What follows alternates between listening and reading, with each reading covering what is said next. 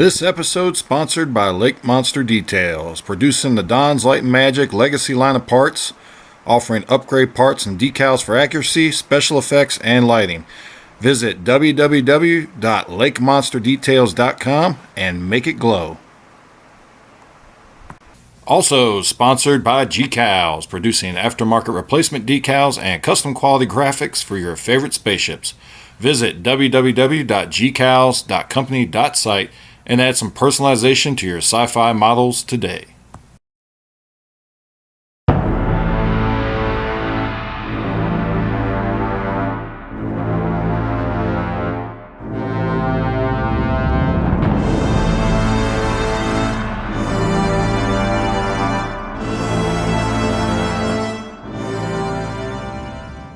What's up, fellow modelers? Will here, welcome to Model from the Ensign's Chair. This is episode 2 of the 1/350 scale Bird of Prey build, and this episode I've gotten quite a bit done. I've gotten the top part of this assembled, and I've started doing the painting. I've got the base color down, and I've started doing, I've started doing some of the secondary colors that go on here as well. So it's come along pretty good. I've got the Photon launcher wired up, and I'll show you what I did with that. And I don't think it's going to take too long to get this model completed. It's usually my builds take a couple months, but I don't think this one's going to take as long. It's come along pretty well, and the lighting I've simplified a little bit, at least in my opinion, from what the Madman lighting kit from Tenet Controls calls for, which is a lot of fiber optics. So I've cut out the fiber optics for the most part, except for the ones in the wingtips, the wingtip cannons. So I'll show you what I'm doing with this, and we'll talk about a couple other things. So give me a minute, I'll put you on the bench, we'll get to work. All right, let me catch you up to where I'm at here. So last episode I had made I'd done the photo etch part on the front here, and I talked about and shown how I was going to have to thin out this, I think it's labeled as the Photon housing emitter or something like that. Photon emitter housing or something is what it's labeled in the model instructions, this part here. And I had to show how I was going to have to thin that out so it wouldn't block where we need that red ring to show through on the photo etch here. So I thinned it out as much as possible. It still overlapped a little bit. So what I did was I took some of my extreme power CA glue here and just put a good dose of it around here, and lifted the part up a little bit, let it get under in front of the part some, and hit it with this Instaset. And that caused that CA glue to harden up right away. And what it ended up allowing me to do was, even where this was overlapping a little bit, I still got a little bit of that glue in front of it. So when I shine light on this, it's going to carry that light around the front of this housing part here. So I did that, and then I came back around front and I used some micro crystal clear and filled in the openings on the photo etch part itself, and that let me get at least a bit of a nice even look to the front here. And then what I did then was come back with my Tamiya clear red and put a couple coats of it on the inside around the edges here where we want that red ring at. So you can see that on there. And what that did, let me turn this light off because this flashlight's not very bright. You can see there, you can see that red ring is showing up, and that white light's kind of washing it out a little bit, but it's definitely showing through there pretty, there we go, pretty good. I like the way it looks. It turned out real nice. So I got that red ring around there. You'll also notice there's some white light coming through here. If you're going to light this, you're going to have to drill out these portals because these are supposed to be lit. So I've got those drilled out, and also, as you can see in the middle there, I drilled out a hole for a 3mm LED. So that 3mm LED will just fit right in here, and I can glue it in place, and then I can light block behind it so any internal light won't interfere with this, and I won't get any green light on the internal. So let's see if I can hook this up with one hand.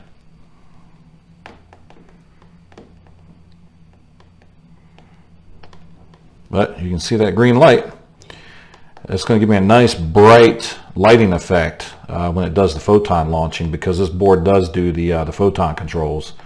So it'll give me a nice bright green pulse. I think that's going to work out better than what the lighting instructions want you to do, which is the lighting instructions want you to take 2 bundles of fiber optic,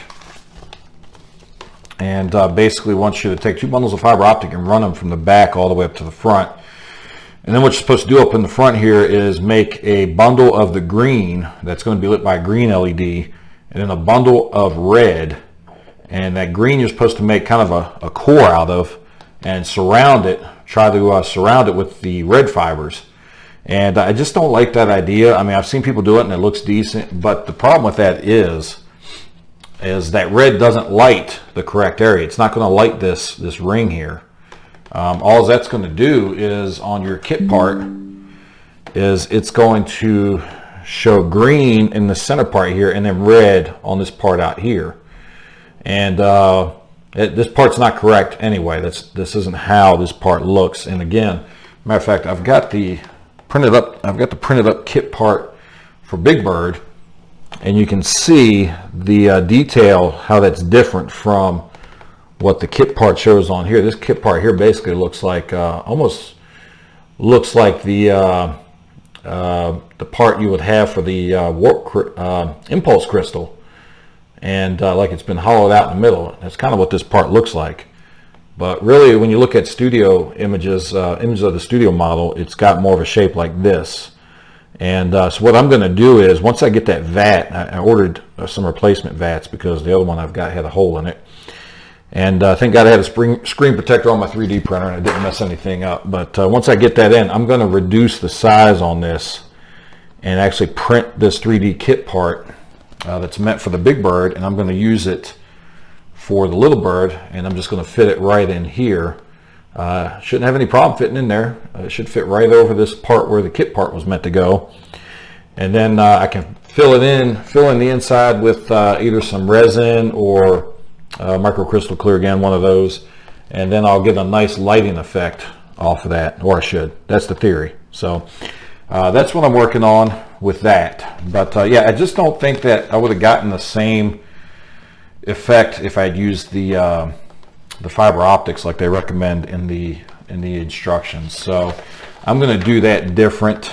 I'm going to have probably have in the bridge part here, have a red LED in here to light this whole section here, and to provide that lighting for the red ring. That should give a nice deep red on that ring. So that's my plan for that. I'm not going to go strictly by the directions that are provided here.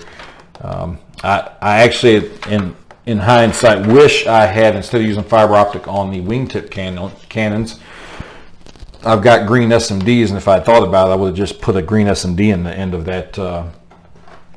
Instead of having this fiber in here, I would have just put a green SMD and run the wire through and lit it that way.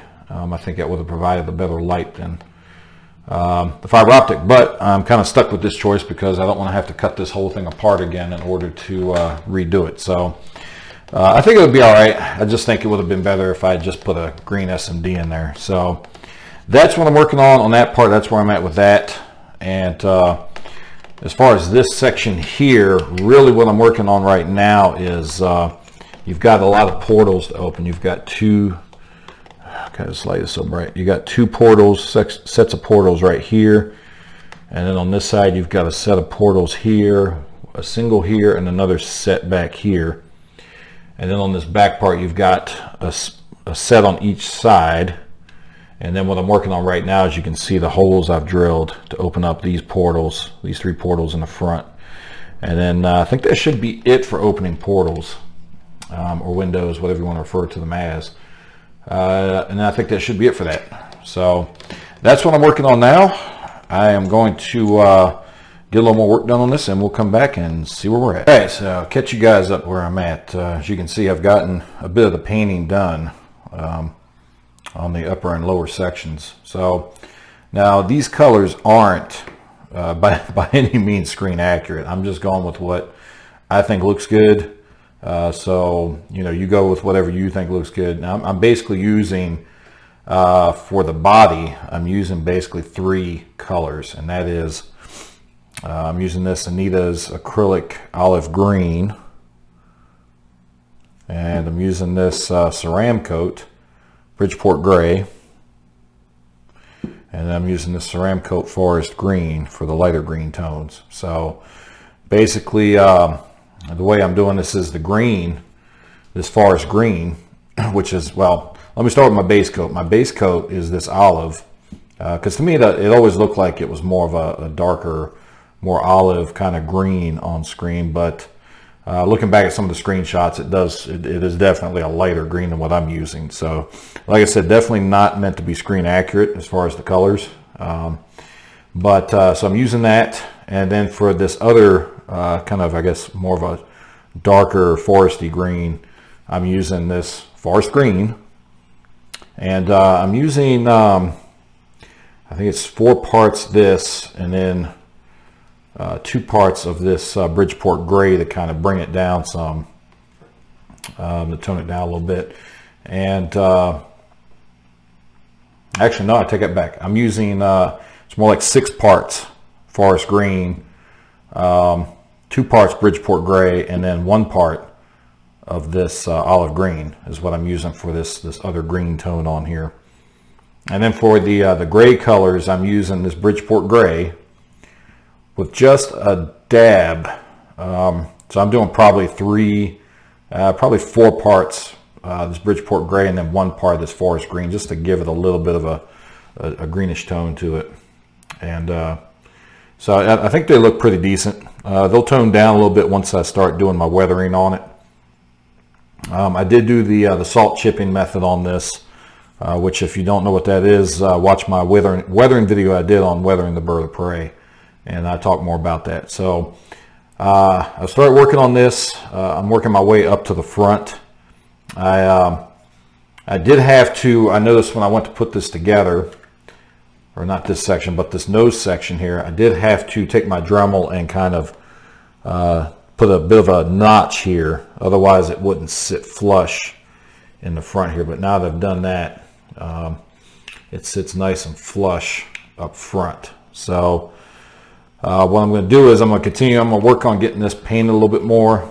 And I think the way I'm going to light this is I'm going to try it with 2 red LEDs. I may need more than that, but I'm going to put 1 angled towards the front to help light up this red ring on the front here, and it'll also light up these portals on the front. And I'm going to put another red LED in the back here to help light these up. I might end up using 1 on each side. That way, you can't see right now. I've got these masked over, but I've got those 2 kind of light sources here where red comes out underneath. Now, looking at the studio model pictures, there's also another, you've got a couple of, not really spotlights, but just kind of beacons, but these don't flash at all. They're steady ons, but you got 1 right up here in front of the bridge. You've got 1 here on this dome. It almost looks like there's 1 back here, but I never see this lit. I'm going to keep looking at some of the studio shots and some of the screenshots, but I never see this lit back here. So in the studio model photos, it looks like that might be a bulb, but I don't see it lit. So you've got those, but then on the bottom here, you've got another light here. And it looks like, when I look at screen caps, it looks like there's 1 back here somewhere, but I'm not 100% sure, because the problem with that is the majority of the pictures I have are from when it was auctioned off at the Christie's auction. And this was actually modified, the bottom part here on the bird of prey. It's the only modification I've found so far of on the studio model. And the difference is when you look at this bottom part in Star Trek 3. And there's also, let me show you this. This is, I'm assuming this picture was taken prior to Star Trek 4, because when you look at that bottom belly, that little belly area there, you notice that there's just kind of a dome there, and you see it looks like there's a light there. So I'm going to have to add a light there because it definitely looks like there's a light on the belly there. But it looks like between Star Trek 3 and Star Trek 4, they altered that belly. And my guess is that it's because they added that pedestrian ramp on the belly there for Star Trek 4. So when you look at, let me find that picture for Christie's auction that shows a good belly shot. Here you go. So when you look at the belly at the auction when it was sold, you notice that there's a difference to that belly there. There's a section there, and like I said, I'm pretty sure that was added because they needed the ramp for the crew to board and get off of the bird of prey. So that was added apparently between Star Trek 3 and Star Trek 4. And again, when you look at this photo, you can also see the difference in film. You look at this photo of the bird of prey hovering over the whaling vessel there, you can see there's definitely a significantly larger bulge on the belly compared to Star Trek 3. So this, hang on, I gotta bring my camera back up. So this belly section was altered. So I don't have a whole lot of good reference photos to go by for this because all the Christie's photos are showing the altered version. And my understanding is that the 50th edition or 50th anniversary edition of this had some changes. And judging by what I'm seeing with the photo etch instructions, it looks like this area was altered, and somebody could either confirm or deny that for me since I don't have the 50th anniversary edition. But it comes with photo etch to add that gangway. But this section that they're showing on here does not appear on this model. So I'm thinking that this was changed for the 50th anniversary edition of this model. So if somebody could look at that has the 50th anniversary edition and maybe confirm that for me or let me know, I'd appreciate it. But anyway, looking at this as it is, it's hard for me to figure out exactly how to paint this section because there's not a lot of good pictures of it. The other difference to this too that's making it difficult for me to figure out how to paint it is that the belly on the model itself here is shallower than the studio model. The studio model was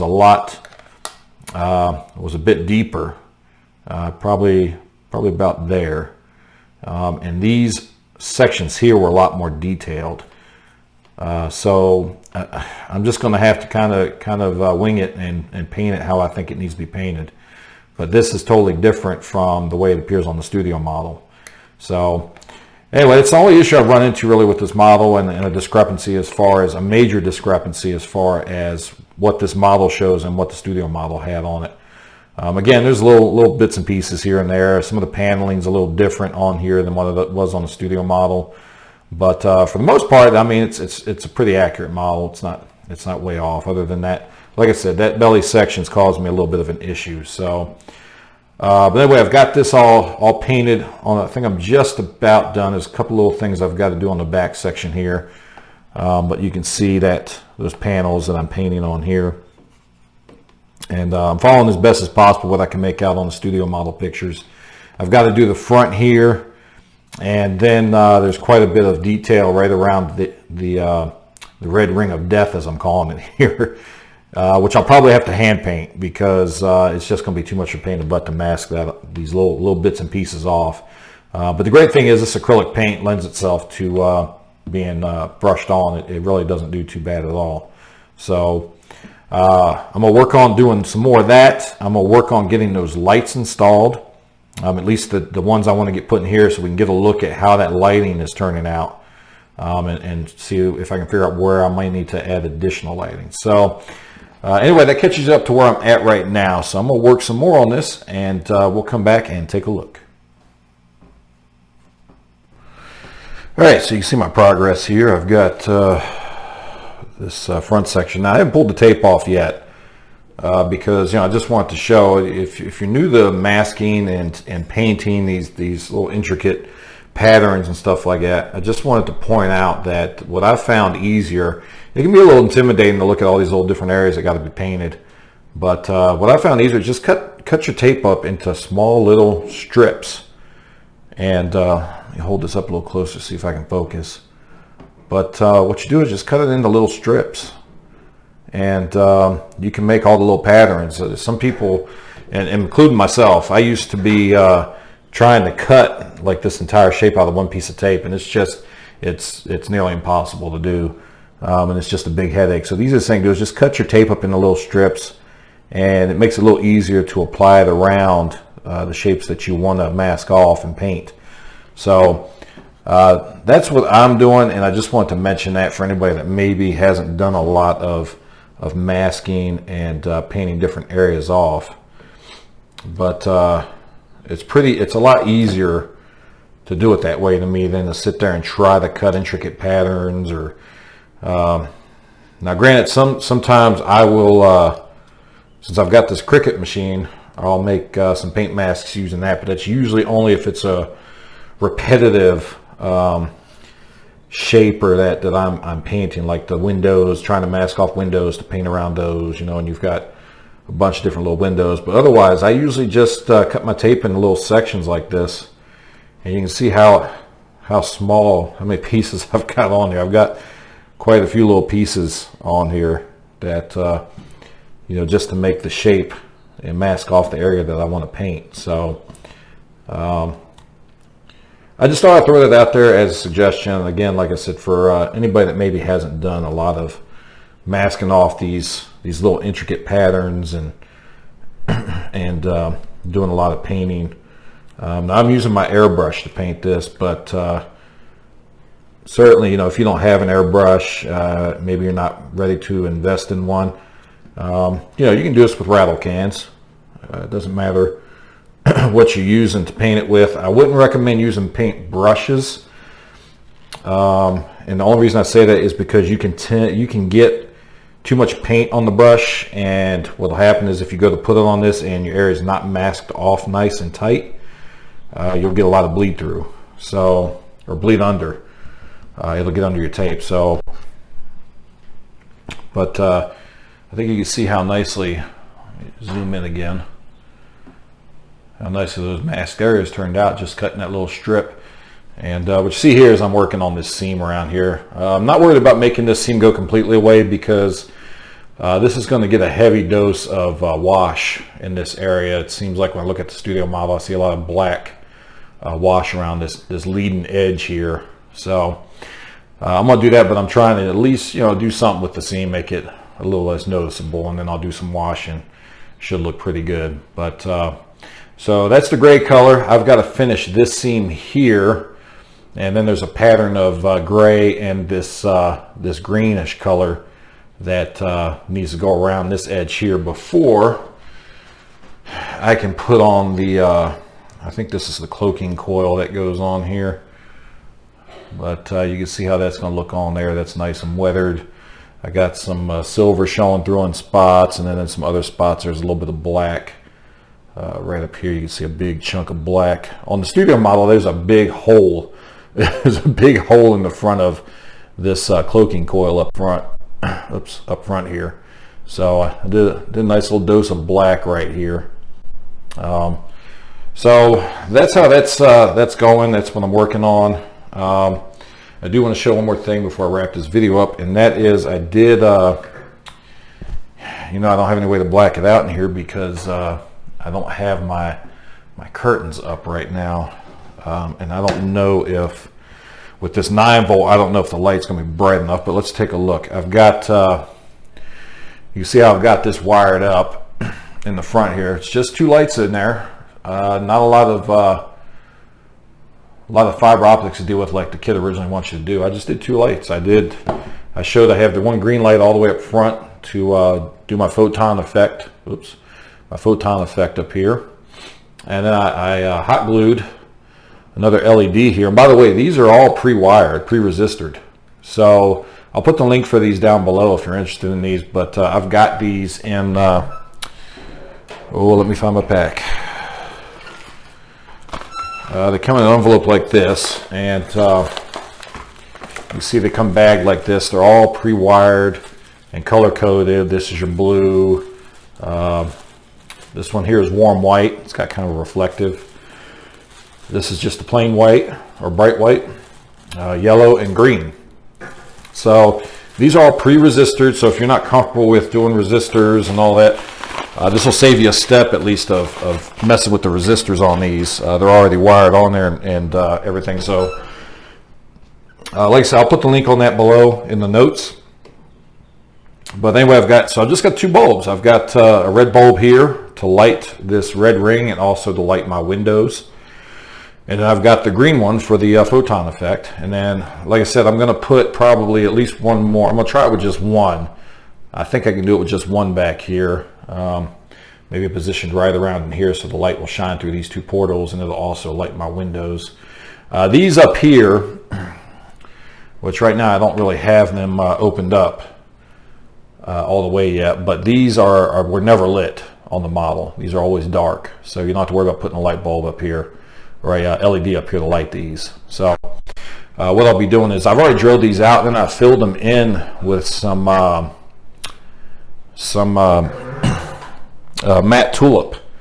And what I'm doing is, what I'm going to try to do, I may have to open these all the way back up. What I'm trying to do is just kind of scratch that tulip out after I paint. And that'll leave me, it'll be recessed and it'll have some dark, it'll be dark there. So I'm going to try that out, see how that looks. If I don't like it, I can always drill it back open. But so far, so good. Got most of the major details done on it. And of course, we got a lot of little details to do. And then the fun part's going to be once I get this together, I'll probably wait till I got it all together. And I'll start doing the washes, the different washes. I'll be using a black, which I'll make by thinning out this Enchanted Ultra Black by Deco Art. I'll thin that out with my glass cleaner. And I'll also be using this Ceramcoat Brown Iron Oxide for my rust areas. So I'll be thinning that out. And I'll be thin those out a lot, and then I'll just use a brush and kind of brush it all over the place in different spots. But I'll show you that when I get to it. But let's hook up this battery. Let's see if it's not overly bright in here. I could try turning this light out. That might help some. And we'll see if we can show you this light, how this is going to light up in here. Oh, that's the photon effect. Wrong pair of wires.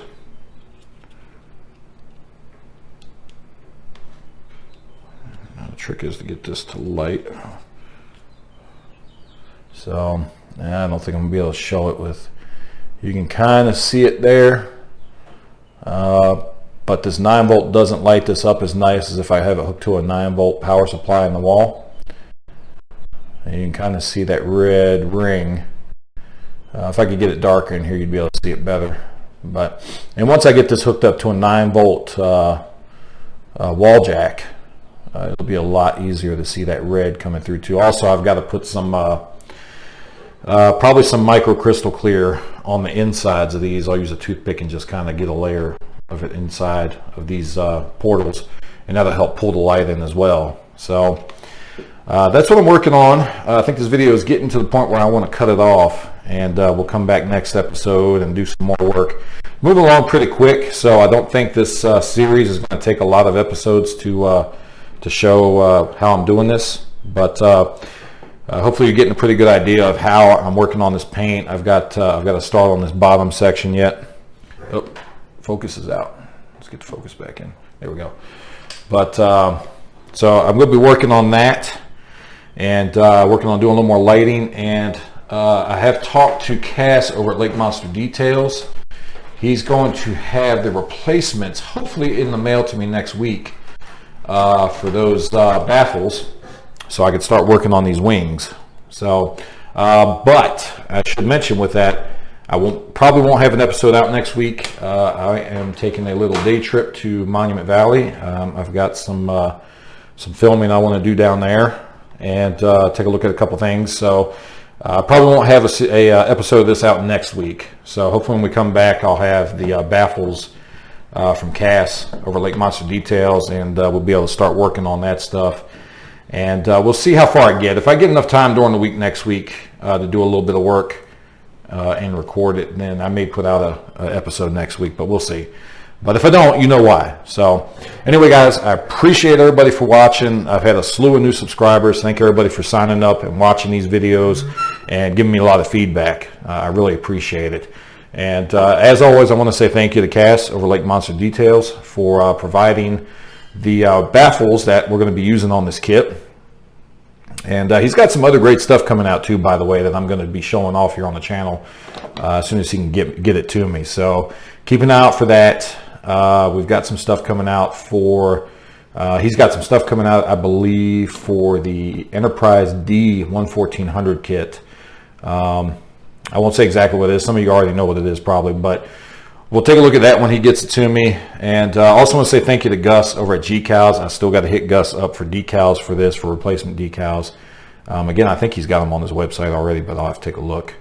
But anyway, he'll get those to me, even if he doesn't have them. He's pretty good at getting some stuff out. So go check out his website as well. And again, thank you to everybody for subscribing. Thank you for watching these. Until next time, keep modeling.